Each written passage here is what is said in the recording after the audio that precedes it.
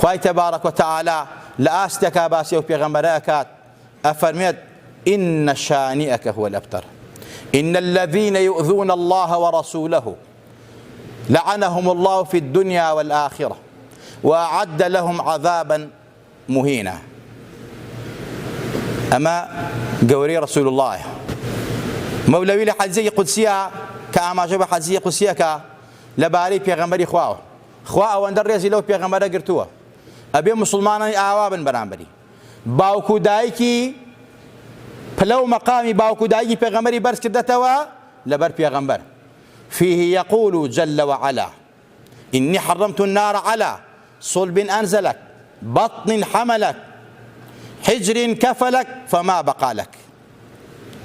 مولوي فرميت خواهي تبارك وتعالى فرميت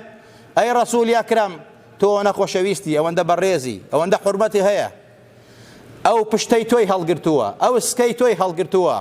أو كوشي تولا باوش قرتوا براسي حرام مكردوا أقل سري شيت أبي يا رسول الله فما بقى لك ولا سوف يعطيك ربك فترضى. أما رسول الله أما بيغمبر صلى الله عليه وسلم جاء إسراء ومعراج بيغمبر إخوة قوري أو بيغمبر نازار درخات